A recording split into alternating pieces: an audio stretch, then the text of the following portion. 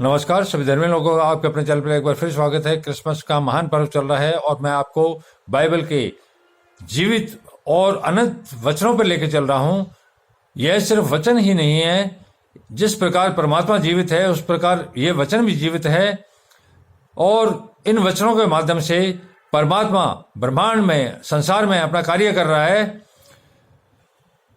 अपने लोगों को परमेश्वर की चेतावनी, अर्थात इजराइल के लोगों में जो लोग थे और धरती पर जो लोग हैं वो सारे परमात्मा के हैं और परमात्मा उनको अपना मानता है। लेकिन जब वे अधर्म और पापाचार में लिप्त हो जाते हैं तो परमात्मा उनको चेतावनी देता है, जिस प्रकार से इजराइल के लोगों यहूदियों को दी थी और उनको मिस्र देश में बंदी बना लिया और सैकड़ों सालों तक वो जानवरों से भी बदतर जीवन जीते रहे। ये क्यों होता है? जब जब धरती पर पापाचार बढ़ता है तो एक जाति दूसरी जाति को दबा लेती है, दूसरी जाति को परमात्मा अपनी शक्तियां दे देता है कि वो उससे बढ़ाए, तो परमात्मा धरती के लोगों से अपना कार्य करवाता है।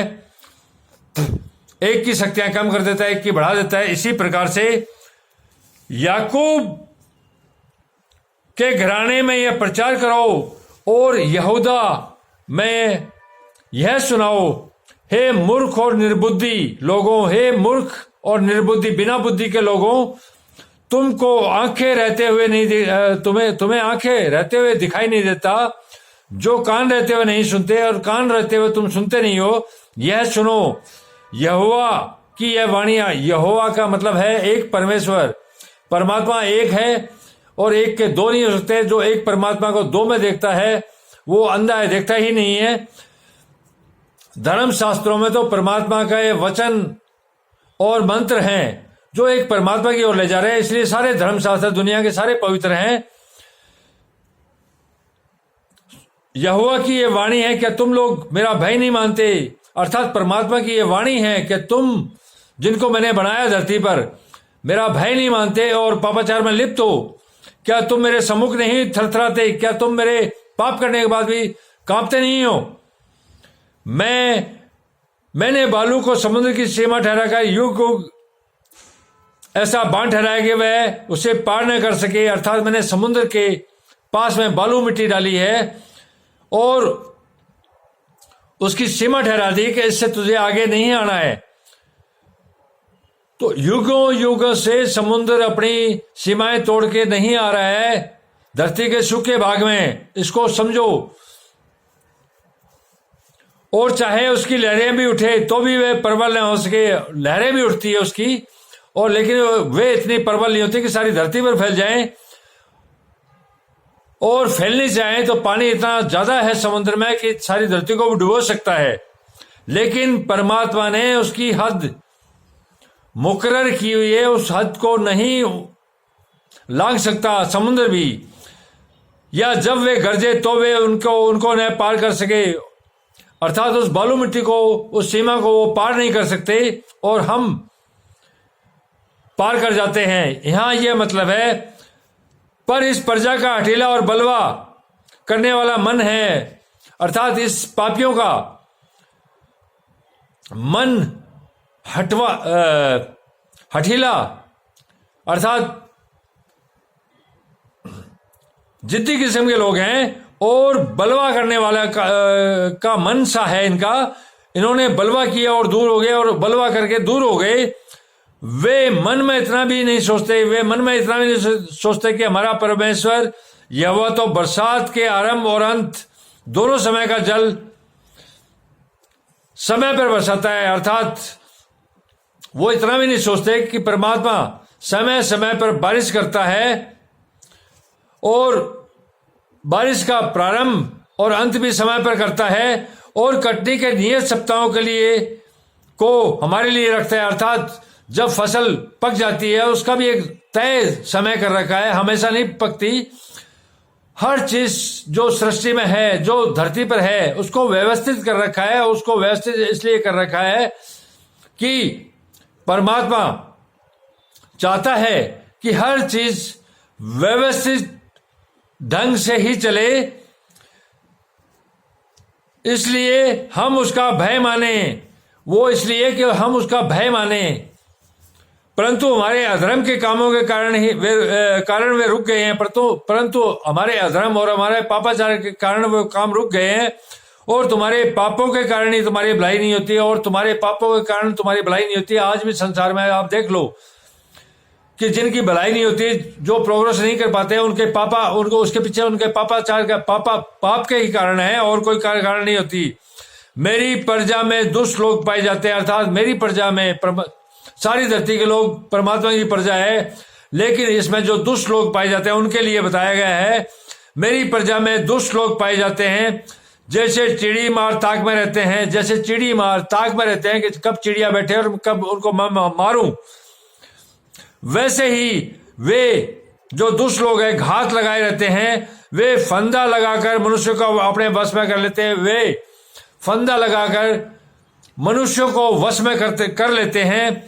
जैसा पिंजरा चिड़ियों से भरा हो, जैसा पिंजरा चिड़ियों से भरा हो, वैसे ही उनके घर छल से भरे रहते हैं, वैसे ही उनके घर छल और कपट से भरे रहते हैं। यहां ये मतलब है इसका। इसी प्रकार वे बढ़ गए और धनी हो गए, इसी प्रकार वे बढ़ गए और धनी हो गए। जितना धन कमाया उन्होंने, वो इसी रूप में कमाया है। वे मोटे और चिकने हो गए हैं, वे मोटे और चिकने हो गए हैं। बुरे कामों में वे सीमा को पार कर गए हैं, अर्थात वे बुरे कामों में, समुद्र भी अपनी सीमा पार नहीं करता, लेकिन वो बुरे कामों में अपनी सीमाओं को पार कर गए हैं। वे न्याय, विशेष करके अनाथों का, वे न्याय विशेष करके अनाथ जो हैं उनका न्याय नहीं चुकाते, अर्थात उनका न्याय नहीं करते। इससे उनका काम सफल नहीं होता, इसलिए उनका काम भी सफल नहीं होता। वे कंगालों का हक भी नहीं दिलाते, वे कंगालों का हक नहीं दिलाते, बल्कि उनका हक भी खा जाते हैं। इसलिए यहोवा अर्थात परमेश्वर की वाणी है, वचन है, क्या मैं इन बातों को दंड न दूं? तब परमात्मा कहते हैं, क्या मैं इन बातों को उनको दंड न दूं, उनको वैसे छोड़ दूं? क्या मैं ऐसी जाति से पलटा न लूं? क्या मैं इस तरह की जो जातियां उनसे बदला न लूं? मैं परमात्मा होकर अगर उनसे बदला नहीं लूंगा तो और कौन लेगा? देश में ऐसा काम होता है जिससे चकित और रोमांचित होना चाहिए। भविष्य वक्ता झूठ मूठ भविष्यवाणी करते हैं, अर्थात जिस प्रकार आज जो भविष्य वक्ता है, जो धर्म के नाम पर है, झूठ मूठ भविष्यवाणी कर रहे हैं, कल ऐसा होगा, परसों ऐसा होगा, उसी पर यह है वचन। और याजक उनके सारे से प्रभुता करते हैं, अर्थात जो याजक हैं, जो पूजा पाठ करने वाले, वो उन्हीं के सारे से अपना धार्मिक बिजनेस टाइप चला रहे हैं, पैसा कमा रहे हैं। उनको उससे ज्यादा कोई मतलब नहीं। सारे से प्रभुता करते हैं, अर्थात समाज पर प्रभुता करते हैं कि ये तो भगवान के काम में लगे हुए हैं, ऐसा प्रतीत होता है, लेकिन हकीकत में ऐसा नहीं है। मेरी प्रजा को ये भला भी, मेरी प्रजा को ये भाता भी है, और प्रजा को जो आज हो चाहे कल हो, ऐसे लोग भाते हैं, ऐसे लोगों को लोग पसंद भी करते हैं, उनके पीछे पीछे चले जाते हैं। परंतु अंत के समय तुम क्या करोगे? लेकिन परमात्मा यहां ये कह रहे हैं कि अंत के समय, आखिरात में तुम क्या करोगे? क्या है तुम्हारे पास में?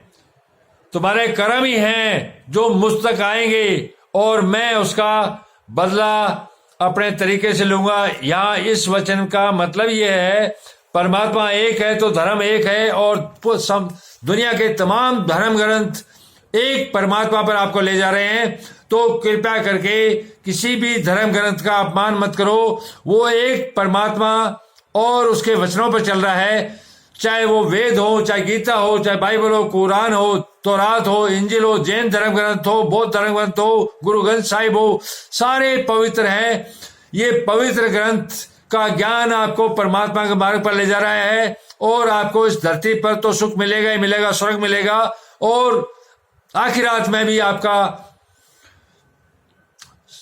स्वर्ग राज्य के अधिकारी होने के अधिकार आपको प्राप्त होंगे, और स्वर्ग राज्य के आप अधिकारी होंगे। इसमें कोई संशय वाली बात नहीं है। धन्यवाद। शुभ रात्रि। हम कल फिर मिलेंगे।